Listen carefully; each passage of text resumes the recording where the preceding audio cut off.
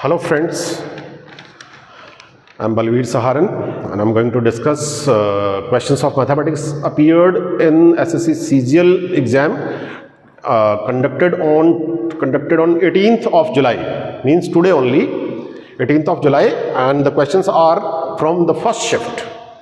So let us start without wasting any time. आज ही मैंने पहले वाले दो वीडियोस बनाए हैं जो कल 17 तारीख के ऊपर बेस्ड थे, ठीक है, और उसी को फिर मैंने आगे कंटिन्यू कर दिया। तो आज ही मेरा ये तीसरा वीडियो है और आज ही आपको तीनों मिल जाएंगे।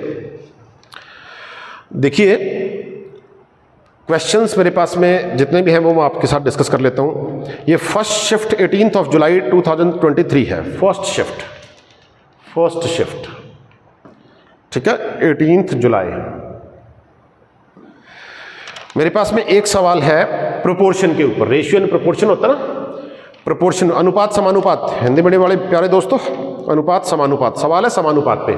क्वेश्चन थोड़ा सा हल्का सा ठीक है, X square minus Y square और X minus Y, X square minus Y square और एक्स माइनस वाई, इनका आपको क्या चाहिए, इनका आपको थर्ड प्रोपोर्शन चाहिए। तो थर्ड प्रोपोर्शन तृतीयानुपात, थर्ड प्रोपोर्शन का मतलब तृतीयानुपात। तो अगर ए और बी दे रखा है और आपसे तृतीयानुपात या थर्ड प्रोपोर्शन पूछा है तो इसका मतलब है कि ए का बी से वही रिश्ता है जो कि बी का सी से है। In other words the ratio of A is to B is same, that is between B and C, A is to B is equal to B is to C. अब ये proportion आ गया तो इसका मतलब है कि इन दोनों का प्रोडक्ट इन दोनों के प्रोडक्ट के बराबर होगा, मतलब ए इंटू सी जो है that is equal to B square. A पहला नंबर है और बी दूसरा नंबर है, तो आप समझ गए क्या कि पहला नंबर इंटू ये थर्ड प्रोपोर्शन जिसको अपन ने सी माना है, फर्स्ट नंबर ए इंटू सी, सी का मतलब थर्ड प्रोपोर्शन किसके बराबर है, ये जो सेकंड नंबर है बी इसके स्क्वायर के बराबर है। और बस ऐसा लिख दीजिए और कुछ नहीं करना है। हम क्या लिख दें, X square minus Y square into C, मतलब थर्ड प्रोपोर्शन जो अपना आंसर है, is equal to B square. B क्या है, एक्स माइनस वाई, और इसका होल स्क्वायर करेंगे तो X minus Y into X minus Y आ जाएगा। अब X square minus Y square इसके नीचे आ जाएगा, और अगर आप ध्यान से देखोगे तो X square minus Y square को अपन क्या लिख सकते हैं, X plus Y X minus Y, X plus Y और एक्स माइनस वाई लिख सकते हैं। तो एक्स माइनस वाई से एक्स माइनस वाई कैंसिल हो जाएगा, X minus Y upon X plus Y जो है वो अपना आंसर आ जाएगा। नेक्स्ट क्वेश्चन, अगला सवाल कहा जा रहा है,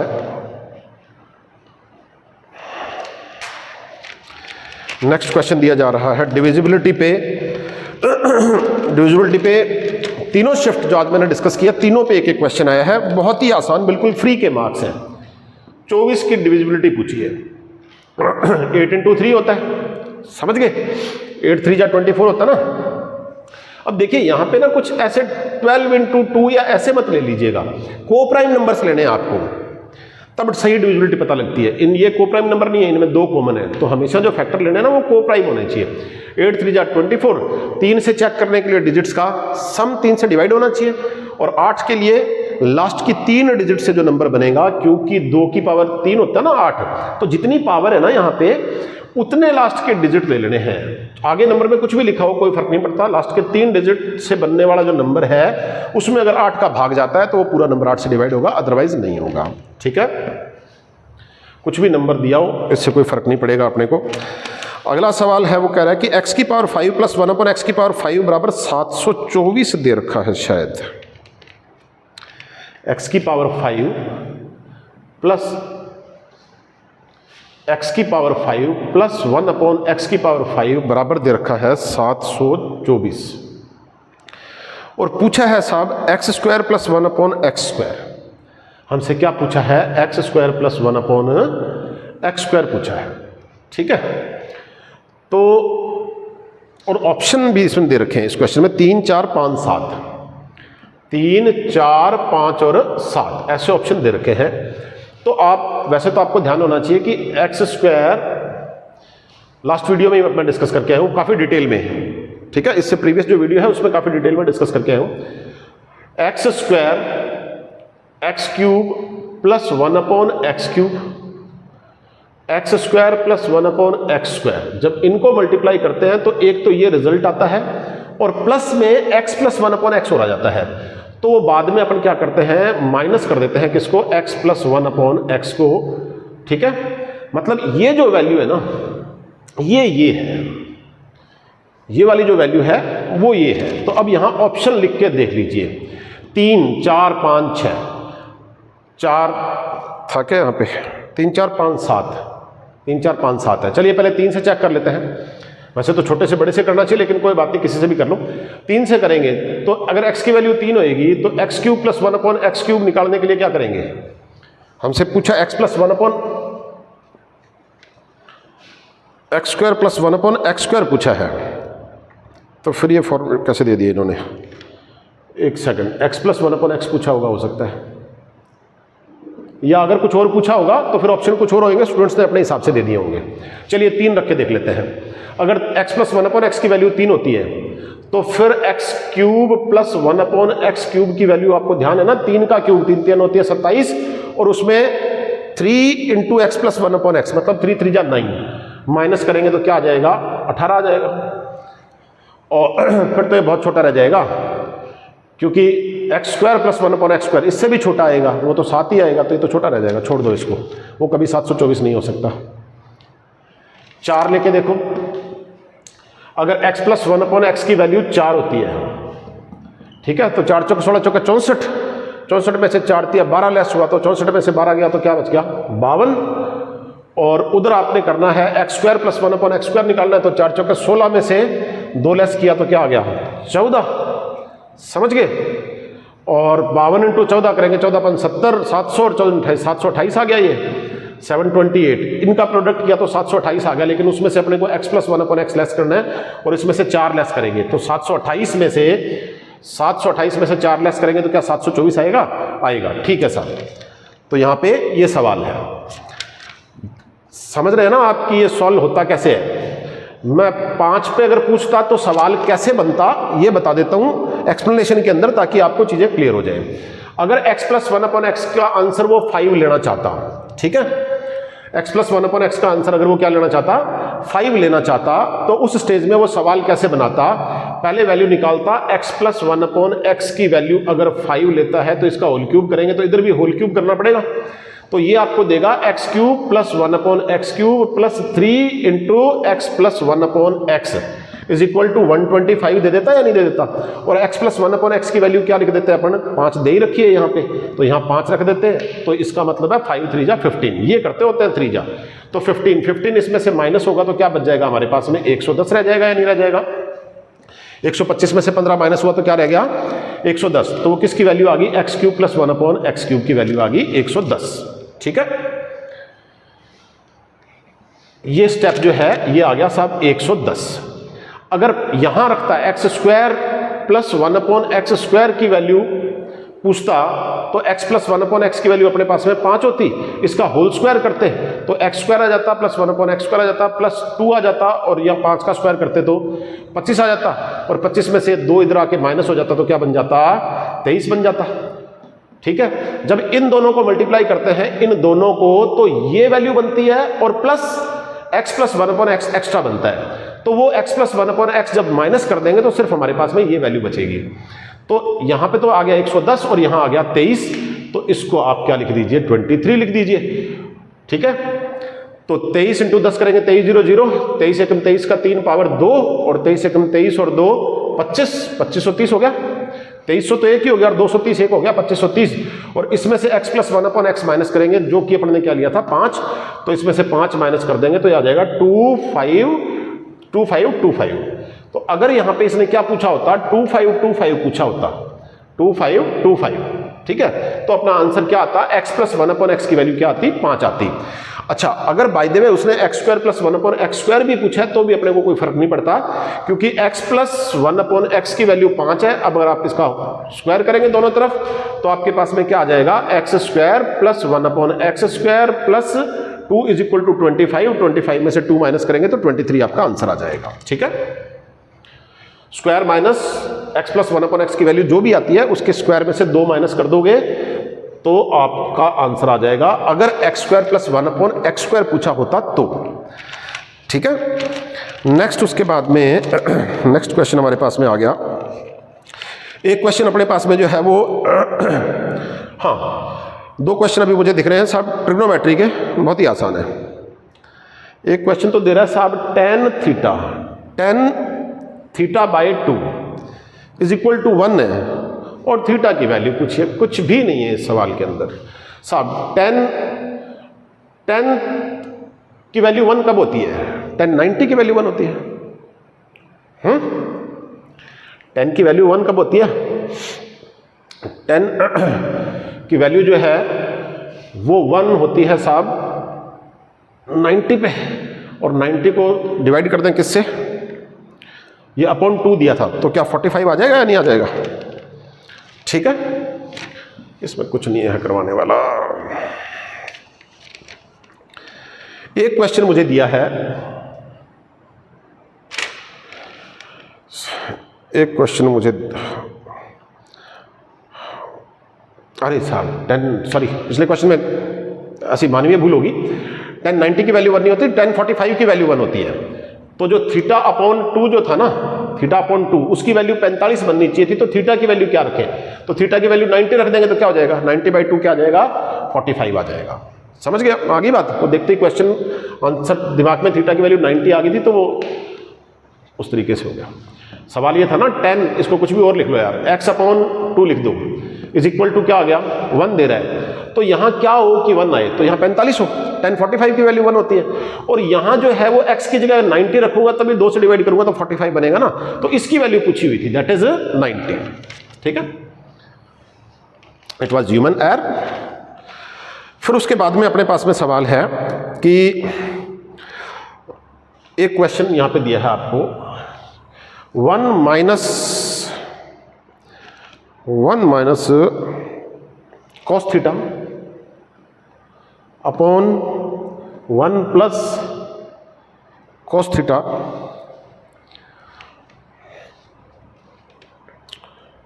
cos θ अपॉन 1 प्लस cos θ दे रखा है।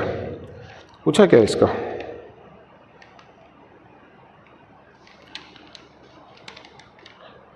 One minus cos θ upon 1 plus cos θ। अच्छा, या हो सकता है इसी को सॉल्व करने के लिए पूछा होगा कुछ, और किसी चीज़ की वैल्यू नहीं पूछी। तो अगर इसी को पूछा है तो फिर अपन रूट हटाएं, इसका रूट हटाएं तो नीचे नहीं रखना रूट के अंदर, कुछ भी ऊपर से रह जाए तो इसका मतलब अपन किससे मल्टीप्लाई करें? 1 माइनस cos θ से करेंगे। 1 माइनस cos θ से रूट के अंदर ही मल्टीप्लाई कर देते हैं, और इधर भी 1 माइनस cos θ से कर देते हैं। तो 1 माइनस cos θ से करेंगे, ये तो a plus b, a minus b हो गया। क्या इसको a² माइनस b² बोल सकते हैं? क्या हम इसको a² माइनस b² बोल सकते हैं? तो a² माइनस b² बोलेंगे तो a का स्क्वायर तो 1 है, और माइनस cos² θ हो जाएगा। तो इसको क्या बोल सकते हैं? 1 माइनस cos² θ। इस सारे को अपन बोल सकते हैं 1 माइनस cos² θ। अब हमें नहीं पता कि, लेकिन हमें रूट से बाहर निकालना है, तो फिर इसको एक वैल्यू में कन्वर्ट करना होगा। तो फिर 1 माइनस cos² θ को अपन sin² θ लिख सकते हैं। ध्यान है ना, sin² θ प्लस cos² θ = 1 होता है। समझ गए? तो अगर ये cos² θ इधर जाएगा तो 1 माइनस cos² θ बराबर क्या हो जाएगा? sin² θ हो जाएगा। तो इसको सारे को मैं sin² θ लिख देता हूं ताकि ये रूट से बाहर निकल जाए। मेरे पास ऑप्शन नहीं है, इसलिए मैं ऐसा अंदाजा लगा रहा हूं कि ऐसा ही पूछा गया होगा, sin² θ, और ऊपर 1 माइनस cos θ का होल स्क्वायर आ गया। 1 माइनस cos θ को 1 माइनस cos θ से मल्टीप्लाई किया था तो इसका होल स्क्वायर आ गया। अब इसका रूट करेंगे तो ये रूट हट जाएगा और ये स्क्वायर हट जाएगा और नीचे ये रह जाएगा। हो सकता है आपसे ऐसा पूछा गया हो, अगर ऐसा नहीं पूछा गया है, ये स्क्वायर हटेगा, ध्यान है ना, रूट से बाहर निकलेंगे तो सीधा sin θ रह जाएगा। अगर ऐसा नहीं पूछा गया होगा तो 1 upon sin θ minus cos θ upon sin θ ऐसा दिया होगा। अगर ऐसा नहीं दिया होगा तो 1 अपॉन sin θ को अपन बोल सकते हैं cosec θ और minus cos upon sin cot θ, ऐसा दिया होगा। तो इनमें से कोई भी जो है वो आपके ऑप्शन में गिवन होएगा। I do not have option, so जो भी ऑप्शन में सही होगा वो टिक किया जा सकता है। अगला सवाल मेरे पास में है कि simple interest in 5 years is 25% of the principal, in how many years will it become equal to principal. Simple interest जो है सिंपल इंटरेस्ट इन 5 ईयर, 5 साल में, 5 ईयर में जो है वो 25% बन जाता है प्रिंसिपल का। प्रिंसिपल अपने आप में जो होता है वो दोस्तों 100% होता है। उस पर 5 साल में अगर 25% ब्याज जुड़ रहा है तो इसका मतलब हर साल 5% जुड़ रहा है। सिंपल इंटरेस्ट है, साधारण ब्याज। तो रेट ऑफ इंटरेस्ट की वैल्यू 5% आ गई, समझ गए? रेट कितनी आ गई? 5%। तो वो कह रहा है कि कितने साल में ब्याज जो है वो प्रिंसिपल के बराबर बन जाएगा। तो प्रिंसिपल तो 100% है, अगर ब्याज भी आपको 100% ही चाहिए इसके बराबर, तो 20 साल लग जाएंगे। एक साल में 5% बनता है तो 20 साल में कितना बनेगा? 20 5 100। तो ये सवाल लिखने वाला कुछ नहीं था, सिर्फ देखते ही सॉल्व होने वाला था। नेक्स्ट क्वेश्चन आपके पास में,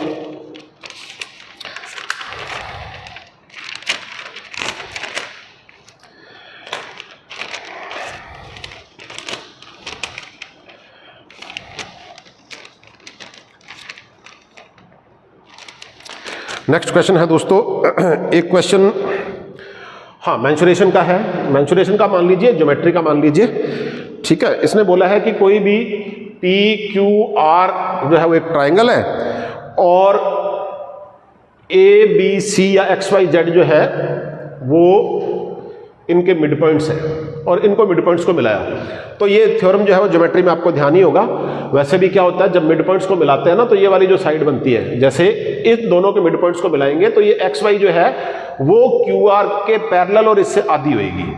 क्यू आर के पैरेलल और इससे आधी होएगी। वैसे ये जो एक्स जेड है जो इसके और इसके मिड पॉइंट को मिला रही है, ये इसके पैरेलल और इससे आधी होएगी। द सेम वे ये वाली जो है वो इसके पैरेलल और इससे आधी होएगी, ठीक है। और ये चारों ट्राइंगल जो होते हैं वो क्या हो जाते हैं, हमेशा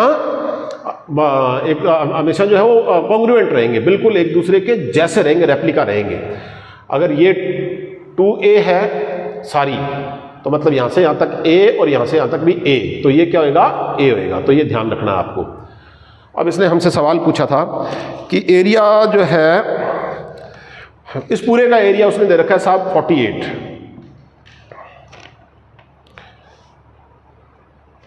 चलिए मुझे 48 दिया गया है। अगर इस सारे का एरिया 48 है तो उसने पूछा है कि साहब इसका एरिया क्या होगा? तो चौथा हिस्सा होगा, क्योंकि चारों बराबर होते हैं एक जैसे। तो डिवाइड कर देंगे तो क्या आ जाएगा? 12 आ जाएगा। कुछ भी दिया हो, यहाँ पे 48 दिया हो, 64 दिया हो, तो 16 आ जाएगा। समझ गए नहीं समझ गए? ये चारों क्या हो गए? बिल्कुल एक जैसे हो गए, कॉन्ग्रुएंट हो गए। उसके बाद आपके पास इस क्वेश्चन में कुछ नहीं है, देखते ही होने वाला था। एक सवाल आपको दिया है साहब, कैपिटल रेडियस 10 है और स्मॉल रेडियस 5 है और एक दूसरे को बाहर से स्पर्श कर रहा है और लेंथ ऑफ टेंजेंट पूछी गई है। जी साहब, मेरे जो 3 वीडियोस हैं मेरे डाले अभी थोड़े दिन पहले, मैंने इस पे मेरे चैनल पे है ज्योमेट्री के, सर्कल के ऊपर। और सर्कल पे मुझे लगता है शायद चौथा क्वेश्चन या 5वां क्वेश्चन है अभी तक इन 4 शिफ्ट के अंदर, और वो 5 क्वेश्चन जो है वो उसके अंदर कवर किए हुए हैं। आप ये देखिएगा कि वो बोलता है कि साहब ये तो कैपिटल आर है, कैपिटल आर जो है उसकी वैल्यू दे रखी है, इसने कैपिटल रेडियस दे रखा है 10 सेंटीमीटर और ये दे रखा है 5 सेंटीमीटर, 10 और ये 5। और हमसे पूछा है लेंथ ऑफ द टेंजेंट, ये टेंजेंट की लेंथ पूछी है यहां से यहां तक। जब दोनों सर्कल बाहरी रूप से एक दूसरे से टच कर रहे हैं, तो जिनको इस पहले से जिन्होंने अपने बेसिक्स तैयार कर रखे हैं उनको तो पता है कि इसकी लेंथ जो है वो इन दोनों रेडियस के प्रोडक्ट का रूट करने से आती है। इन दोनों रेडियस के प्रोडक्ट का रूट करना है और फिर उसके बाद में इसको 2 से मल्टीप्लाई करना है। किससे करना है मल्टीप्लाई? 2 से मल्टीप्लाई करना है। समझ गए? तो क्या हो गया? 10 × 5 50, तो 2 रूट 50 हो गया। 50 को क्या बोल सकते हैं? रूट में 50 है ना। रूट 50 को क्या बोल सकते हैं? 25 × 2 होता है 50। 25 × 2, 25 में से 5 बार आ गया तो 5 रूट 2। और अब इसको किससे मल्टीप्लाई कर देंगे? 2 से। तो 2 से मल्टीप्लाई कर दिया तो आपका आंसर आ गया 10 रूट 2। ठीक है, जिनको नहीं पता है वो समझ लीजिएगा, एक्सप्लेनेशन दे देता हूं मैं अभी। ये है, ये 5 है, इसके इसी के पैरेलल एक आप यू लाइन ड्रॉ कर दीजिए। समझ गए? तो अगर ये 5 है तो ये भी यहां से यहां तक 5 है, ठीक है ना, ये भी 5 है, तो ये ऊपर भी फिर 5 बच गई क्योंकि ये सारी 10 थी, तो ऊपर 5 बच गई। समझ गए? ये 90 डिग्री है क्योंकि जो टेंजेंट होती है वो सर्कल के सेंटर के साथ में हमेशा 90 डिग्री का एंगल बनाती है। अब ये आपके पास में एक ट्राइंगल हो गया साहब, इसका नाम कुछ भी दे दिया, ए बी और सी दे दिया। ABC, जिसमें यहाँ पे 90 डिग्री है। तो एक ट्राइंगल है अब आपके पास में ABC, जिसमें ये 90 डिग्री आ गया और ये लेंथ 5 आ गई, 10 में से 5 माइनस होने के बाद 5 बच गई, और ये वाली जो है ये क्योंकि यहाँ से यहाँ तक 10 और यहाँ से यहाँ तक 5 है, ये सारी 15 है, तो ये सारी भी कितनी है 15 है, क्योंकि इसी के पैरेलल ये लाइन हमने ड्रॉ की है, तो ये 15 आ गया। ठीक है, अब हाइपोटेनस की वैल्यू 15 आ गई, इसमें से इसका बेस या परपेंडिकुलर एक का स्क्वायर माइनस करेंगे तो इस दूसरे का स्क्वायर आ जाएगा। तो 15 का स्क्वायर 225, 225 में से हमने माइनस कर दिया 5 का स्क्वायर 25, 225 में से 25 गया तो क्या रह गया 200 रह गया। ये 200 इस लेंथ, ये जो लेंथ है यहाँ से यहाँ तक, इस लेंथ का स्क्वायर है, तो इसका रूट कर देंगे तो अपने पास में लेंथ की वैल्यू आ जाएगी। 200 का रूट करेंगे तो 10√2 आ जाएगा, क्या 10√2 आ जाएगा। ठीक है, वही आपका आंसर आ गया। अगर आपको पहले से याद है तो आपने क्या करना है, दोनों रेडियाई को मल्टीप्लाई करके उसका रूट कर देना है और 2 से मल्टीप्लाई कर देना है, आपका डायरेक्ट आंसर आ जाएगा अगर बेसिक्स पे आपने काम किया हुआ है तो। उसके बाद आपके पास में फिर एक वैल्यू दे रखी है, कोट A = 12/5, कोट थीटा जो है वो 12/5 दिया हुआ है। ठीक है, और sine theta plus cos theta into cosec theta पूछा है। कुछ भी पूछ ले बता सकते हैं अपन, हमसे पूछा है sine theta plus cos theta into cosec theta, cosec theta. ठीक है, कोट थीटा बराबर 12/5 है, तो मतलब टेन थीटा बराबर 5/12 हो जाएगा। ये आपके पास में आ गया साहब यहाँ पे ट्राइंगल, ये देते हैं थीटा। टेन क्या होता है, परपेंडिकुलर अपॉन बेस, और कोट क्या होता है, बेस अपॉन परपेंडिकुलर। तो ये बेस आ गया और ये परपेंडिकुलर आ गया। समझ गए नहीं समझ गए? अब ये 5 बार आ गया तो ये ट्रिपलेट आपको पता है, ये 5 बार 13 आ गया 90 डिग्री के सामने। अब साइन थीटा होता है परपेंडिकुलर अपॉन हाइपोटेनस, मतलब 5/13, और कॉस थीटा होता है बेस अपॉन हाइपोटेनस, मतलब 12/13, और इसको मल्टीप्लाई हमने किससे करना है, कोसेक थीटा से। तो कोसेक थीटा क्या हो जाएगा, साइन थीटा का उल्टा होता है कोसेक थीटा। तो साइन थीटा अगर 5/12 है तो अपसाइड डाउन कर दोगे तो क्या आ जाएगा, 5/13 है सॉरी, तो 13/5 हो जाएगा। अब यहाँ 13 तो कॉमन आ गया, 12 और 5 17, 17/13, तो ये वैल्यू आ गई 17/13 इंटू क्या करना है 13/5, 13 से 13 कैंसिल हो गया, 17/5 आपका आंसर आ जाएगा। समझ गए या नहीं समझे? ठीक है दोस्तों, नेक्स्ट क्वेश्चन मेरे पास में क्या है, हाँ एक क्वेश्चन डिविजिबिलिटी पे, ये सवाल कई बार पूछ लिया जाता है, पहले भी एग्जाम में बहुत बार पूछा गया है। 4 की पावर 12 प्लस 4 की पावर 13 प्लस 4 की पावर 14 प्लस 4 की पावर 15। ठीक है, और ऑप्शन दे देगा कि ये वैल्यू किससे डिवाइड होती है, ऑप्शन में चीजें डाल देगा। मैं बता देता हूं कि आपने सवाल ही कैसे बनाना है, तो ऑप्शन अपने आप ही पहचान लोगे। इनमें से जो पहली पावर होती है ना, इसको कॉमन ले लो बाहर, 4 की पावर 12, अंदर क्या बच गया 1, यहां से 12 पावर बाहर निकाल दी तो 1 पावर अंदर बच गई, मतलब 4 बच गया। यहाँ पे 12 पावर बाहर निकाल ली आउट ऑफ 14, तो पावर 2 बच गई, तो 4 की पावर 2 बच गई, मतलब 16 बच गया। और यहाँ पे 12 पावर बाहर निकल गई तो बाद में 3 पावर बच गई, तो 4 की पावर 3, मतलब 4 चौके 16 चौके 64 बच गया, 4 4 जा 16, 4 जा 64। अब 4 की पावर 12 तो ये बाहर है, और इनटू में इन सब का एडिशन कर देते हैं, तो 16 चौके 64, 16 पंजे 80, 80 और 5 85, ये सारी वैल्यू ये है। अब इसके वो कोई भी आपको ऑप्शन में डाल सकता है, जैसे वो डाल सकता है 17, तो 17 से डिवाइड होएगा क्योंकि 17 × 5 होता है 85। जैसे वो ऑप्शन में डाल सकता है साहब 5, समझ गए, जैसे वो ऑप्शन में डाल सकता है 10 या 20, मतलब जब यहां 17 × 5, 85 को क्या बोल दे 17 × 5 बोल दे ना, तो 4 की अगर एक पावर यहां से ले लेता हूं मैं, 4 की एक पावर, इसको 4 की पावर 11 × 4 भी तो बोल सकता हूं मैं, तो 4 5 जा 20, तो ऑप्शन में 20 भी डाल सकता है। अगर मैं 4 की पावर 2 ले लेता हूं तो 4 4 जा 16, 16 5 जा 80, वो डाल सकता है। तो आपको यहां पे देखना है कि कौन सा ऐसा नंबर है जो इनका फैक्टर हो, इन किसी का, ठीक है, उससे डिवाइड होगा। ऑप्शन में जो भी दिया होगा, ऑप्शन इस क्वेश्चन के मेरे पास में है नहीं, लेकिन जो ऑप्शन बन सकते हैं वो मैं बता देता हूं आपको कि बनाने वाला कैसे बनाएगा। बस अब जो है वो क्वेश्चंस बहुत छोटे छोटे हैं। एक सवाल है साहब,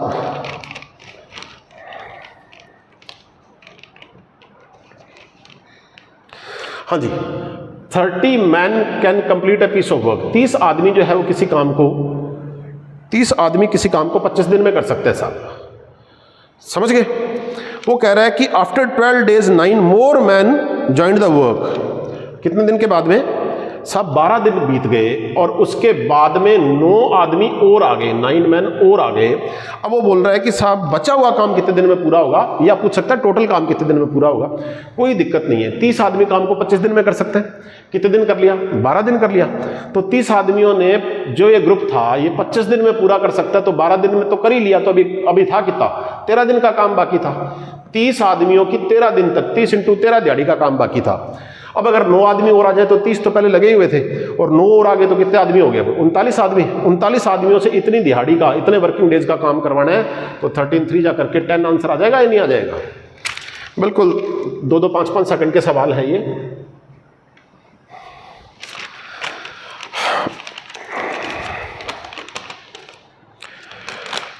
अब इसने कहा है कि साहब 2 ट्रेन है, एक की लंबाई 320 मीटर और एक की लंबाई 540 मीटर है। 2 ट्रेन है, ठीक है। ट्रेन ए है जिसकी लंबाई 320 मीटर है और ट्रेन बी है जिसकी लंबाई 540 मीटर है। ऐसा स्टूडेंट्स ने सवाल दिया है मुझे। और पहली की रफ्तार है 108 किलोमीटर प्रति घंटा।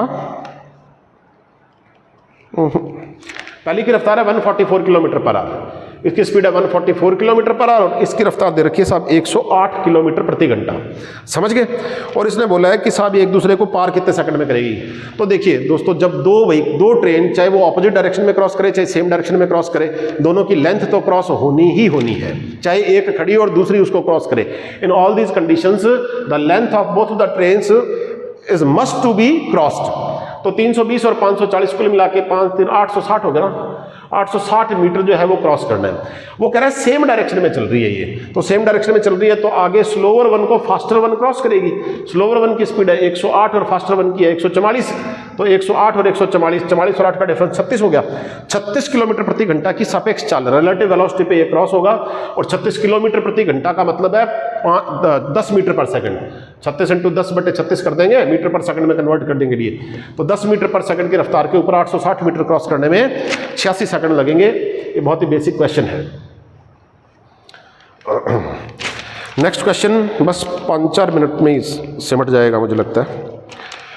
नेक्स्ट क्वेश्चन है कि साहब 400 मीटर की दूरी के ऊपर 2 जने खड़े हैं। वही बात, कोई एक ए है और एक बी है, एक ए है और एक बी है, इनके बीच का गैप है 400 मीटर।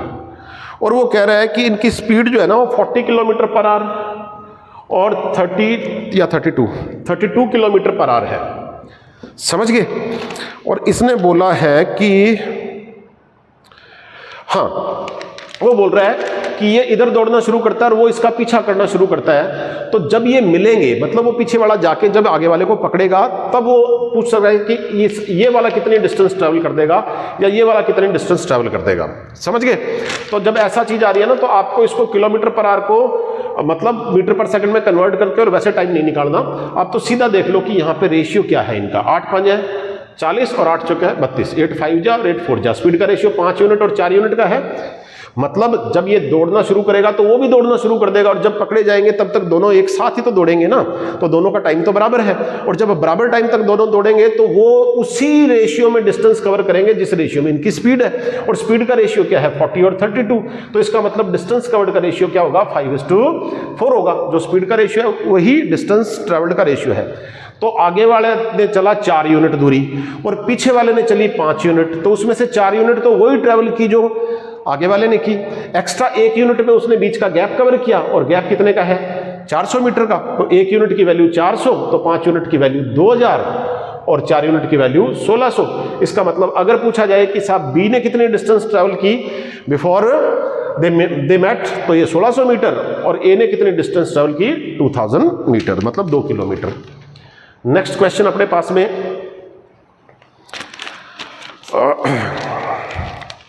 सक्सेसिव डिस्काउंट है 15। अच्छा, 2 कंपैरिजन है यहाँ पे, एक 15% का और एक 20% का। ये सक्सेसिव डिस्काउंट, या तो ये ऑप्शन है, और यह आपके पास में ऑप्शन है 5/5 गेट 2 फ्री। 5 बाय करो, buy 5 and buy 5 and get 2 free. ठीक है, कोई दिक्कत नहीं है। देखिए सक्सेसिव डिस्काउंट 20 और 15 35 -20 -15 थर्ड साइन प्लस का PQ लगा दो, समझ गए, और 3 ये प्लस का आ गया, तो आपके पास 35 में से 3 प्लस का हुआ तो 32% डिस्काउंट हुआ या नहीं हुआ, समझ गए। और इधर आप देखोगे कि 5 और 2 7 का बिल बनेगा, जिसमें से 2 आपको फ्री मिल रहा है, तो 2/7 डिस्काउंट हो रहा है। 1/7 आपको ध्यान है 14 2/7% होता है ना, या तो 100 से मल्टीप्लाई कर लीजिएगा जिनको फ्रैक्शन याद नहीं है, जिनको याद है 1/7 14 2/7% होता है, तो 2/7 करेंगे तो 28 4/7 हो जाएगा। इतना कैलकुलेट करने की जरूरत नहीं है, सिर्फ डायरेक्ट देखते ही अंदाजा लग जाएगा कि ये वाला कम है और ये वाला डिस्काउंट ज़्यादा है, बस उसको आंसर दे दीजिए आप। बेटर डिस्काउंट पूछा हो तो खरीदने वाले के लिए, सेलर के लिए पूछा हो तो ध्यान रखिएगा, फिर इसका उल्टा आंसर आएगा। बायर के लिए पहले वाला आएगा। और 2 कंसेंट्रिक सर्कल्स दिए हुए हैं साहब, 2 कंसेंट्रिक सर्कल दिए हुए हैं, और जिसमें आपको दिया है उसने 2 कंसेंट्रिक रेडियस 13 एंड 15, 13 एंड 15, एक की लेंथ 13, एक की रेडियस 13 बताई जा रही है और एक की 15 बताई जा रही है, और कॉमन कोड, ये कॉमन कोड नहीं, एक लेंथ ऑफ द कोड पूछा है। ये क्वेश्चन पहले वाले भी कुछ वीडियोस में मैं करवा चुका हूं, बस सिर्फ डेटा बदल रहा है, बाकी यही सवाल कई बार आ गया, 2-3 बार आ गया। चलिए बाय द वे, आपको पता ना ये 90 डिग्री बनेगा, और आपको पता ना कि 90 डिग्री क्यों बनेगा, क्योंकि इस सर्कल के ऊपर ये क्या है, टेंजेंट है। ये जो इस बड़े सर्कल की जो कोड है वो इस छोटे वाले सर्कल की टेंजेंट है, और टेंजेंट 90 डिग्री बनाती है, तो 90 डिग्री के सामने हाइपोटेनस है। तो इस ट्राइंगल में देखोगे तो हाइपोटेनस के स्क्वायर में से बेस का स्क्वायर लेस करोगे तो परपेंडिकुलर का स्क्वायर आ जाएगा, नहीं आ जाएगा। तो 15 का स्क्वायर 225, 13 का स्क्वायर 169, 15 में से 9 6 15 आ गया, फिर 11 6 5 क्या बचा 156, 9 6 15, 6 और 6 12, और एक 2, अरे 156 कैसे आ जाएगा, 56 आ जाएगा, 56, 14 चौके 56, ये 56 रूट 56 तो आपके पास में क्या आ गया, इतनी वैल्यू, और ये टोटल पूछिए तो इसका डबल कर दो, तो 2 इंटू रूट 56 कर दो, या रूट 56 को क्या बोल सकते हैं, 14 इंटू 4 बोल सकते हैं, तो क्या हो जाएगा, 4 को रूट से बाहर निकालेंगे तो 2 आ जाएगा, मतलब 2 इंटू रूट 14, और ये इतने किया, ये तो टोटल करना, तो इसका डबल कर देंगे तो 4 इंटू रूट 14 आपका आंसर आ जाएगा। ठीक है, इसमें कुछ नहीं है। उसके बाद जो है वो आपके पास 2-3 मिनट का काम और बचा है, बस उसको रहने दो, बस 1 सेकंड। ए जो है वो किसी काम को 20 दिन में कर सकता है, बी उसी काम को 15 दिन में कर सकता है। वो कह रहा है कि बी ने 9 दिन काम करने के बाद में काम छोड़ दिया, तो ए ने कितने दिन काम किया, बी ने 9 दिन काम किया, बी वर्कड फॉर 9 डेज, उसके बाद में इसने काम छोड़ दिया, तो ए ने टोटल कितने दिन काम किया, या ये पूछा जा सकता है कि ए ने बचा हुआ काम कितने टाइम में किया। तो दोस्तों 20 दिन और 15 दिन, 20 और 15 से डिवाइड होने वाला नंबर 60 रुपया कमाना काम मान ले। जो 20 दिन में 60 रुपया कमाता है वो रोज 3 रुपए, और जो 15 दिन में 60 कमाता है वो रोज 4 रुपए, तो 3 और 4 7 रुपए इन्होंने कमाए। सवाल गलत है, हो नहीं सकता, क्योंकि अगर ये 7 रुपए रोज कमाएंगे तो 9 दिनों में तो 63 रुपए कमा देंगे ये, और जबकि रुपए अपने 60 ही बनते हैं। कुछ गलत है यहाँ पे, कुछ और दिन कर दो, 5 दिन कर दो साहब, 5 दिन काम करके छोड़ दिया, 4 और 3 7, 7 बन जाए 35 रुपए कमा लिए गए, कितने में से 60 में से, बच कितने गए 25 रुपए। अब 25 रुपए जो है वो बी जब छोड़ गया तो कौन कमाएगा, ए कमाएगा, और वो 3 रुपया रोज कमाता है, तो 25/3 या 8 से 1/3। देखिए जितने दिनों बाद में बी जाएगा काम छोड़ के, वो ऐसा ना होना कि उससे पहले कहीं काम ही पूरा हो चुके। तो जो डेटा जो दिया था वो स्टूडेंट्स ने कोई उठा के दे दिया होगा, डेटा पूरा याद नहीं रहता, तो यहाँ पे कुछ भी कर दो, 5 दिन कर दिया, अगर मैं 6 दिन कर देता तो समझ गए ना, कोई फर्क नहीं पड़ता। 4 और 3 7 रुपए रोज कमाते, तो 7 रुपए रोज के हिसाब से 6 दिन में 7 6 या 42 कमा लेते, तो बच कितने जाते 18 रुपए। अब अगर बी छोड़ जाता तो ए बचा हुआ काम करता और वो 3 रुपए रोज कमाता है, तो आगे 6 दिन और लगा देता। तो अगर पूछा जाता कि टोटल कितने दिन लगे, तो 6 लास्ट वाले और 6 स्टार्टिंग वाले, तो टोटल कितने दिन लगते, 12 दिन लगते। समझ गए, ऐसा कोई भी सवाल आएगा तो होपफुली कर दोगे आप। उसके बाद में कर्व्ड सरफेस एरिया पूछा है कोन का, कर्व्ड सरफेस एरिया पूछा है साहब किसका, कोन का। और कर्व्ड सरफेस एरिया ध्यान है ना आपको, पाई आर एल होता है कोन का, ये पूछा गया है। और इसका रेडियस दे रखा है 24 और हाइट दे रखी है शायद 10 या कुछ भी 10 दे रखी है, रेडियस दे रखी है 24 और हाइट दे रखी है 10, ये दोनों चीज़ें देनी पड़ेगी उसको या इनमें कोई रिलेशन देना पड़ेगा, तभी स्लैंट हाइट निकलेगी। एल का मतलब होता है स्लैंट हाइट। तो आपके पास रेडियस आ गई साहब 24 और ये आ गई 10, तो ये आ गया 90 degree. Base square plus perpendicular square is equal to hypotenuse square. 24 का स्क्वायर 576 और 10 का स्क्वायर 100, कुल मिला के 676। किसका स्क्वायर होता है? 26 का। इसका मतलब स्लैंट हाइट की वैल्यू कितनी आ गई? 26। अब पाई आर एल में वैल्यू पुट कर देते हैं। पाई में ही पूछा होगा, पाई रेडियस की वैल्यू अपने पास में कितनी थी? 24 थी, और स्लैंट हाइट की वैल्यू कितनी आ गई? 26। 24 इंटू 26, पाई इंटू 24 इंटू 26। 24 और 26 का गुणा कितना होता है? 25 का स्क्वायर 625 माइनस 1 624, 624 पाई होएगा। और अगर यहाँ पाई की जगह 22/7 लिखा होगा तो आप चेक कर लीजिएगा, वहाँ पे इतनी कैलकुलेशन और कर दीजिएगा। वैसे 7 से कटेगा नहीं वो, क्योंकि 7 का यहाँ पे कोई भी मल्टीपल नहीं है, ना ही तो 24 और ना ही 26। उसके बाद में आपके पास में लास्ट क्वेश्चन है मेरे पास, वो कह रहा है कि cube of difference between two numbers is 1728। अच्छा, cube of difference number 1 minus number 2, बड़ा नंबर सपोज नंबर 1 है और ये नंबर 2 है, इनके डिफरेंस का क्यूब, इसकी वैल्यू दे रखी है साहब 1728। 1728 अगर इसकी वैल्यू दे रखी है तो इसका मतलब है कि इन दोनों का डिफरेंस 12 आएगा। और नंबर 1 इंटू नंबर 2 दे रखा है साहब 108। नंबर 1 इंटू नंबर 2 दे रखा है 108। ये देखिए कि दोस्तों किसका क्यूब होता है? 1728, 12 का क्यूब होता है। 12 12 144 इंटू 12 1728। इसका मतलब इन दोनों नंबर का डिफरेंस कितने का है? 12 का है। अब दो नंबर जिनमें डिफरेंस 12 का है उनका प्रोडक्ट 108 है। तो एक तरीका तो आपके पास x into X minus 12 is equal to 108 quadratic equation बना लोगे, लेकिन हर जगह भागा मत करो इक्वेशन बनाने के लिए, सीधा कॉमन सेंस वैसे ही सॉल्व हो जाएगा। कोई देखो 108 जिनमें 12 का डिफरेंस हो, तो पहले 12 से तो शुरुआत ही करें। 12 से शुरुआत करें तो 14 पे कटेगा नहीं, 12 और 6 18, 18 छिका है 108, 6 और 18 आ जाएगा ना, 6 और 18 ये दोनों नंबर आ गए। देखते हैं इन्होंने पूछा क्या है अपने से। ये कहता है cube of sum of these number, cube of sum of these number, इन दोनों का सम करें। तो दोनों नंबर का सम करेंगे तो 18 और 6 24 हो गया। और 24 का क्यूब, 24 का क्यूब क्या होता है? 13,824 नहीं होता क्या? इतना ही होता है मेरे ख्याल से, यही होता है 13,824 ऐसे होता है। 2 4 8 12 1 13 सही है। उसके बाद आपके पास में इसने एक सवाल इस पे और पूछा है कि difference of cube of the two number, difference of cube of the two number, difference of cube of the two number, number 1 का क्यूब और नंबर 2 के क्यूब का डिफरेंस पूछा है इनका। समझ गए? भाषा में फर्क है, थोड़ा समझ लीजिएगा। पहले क्या पूछा था? दोनों के सम का क्यूब पूछा था।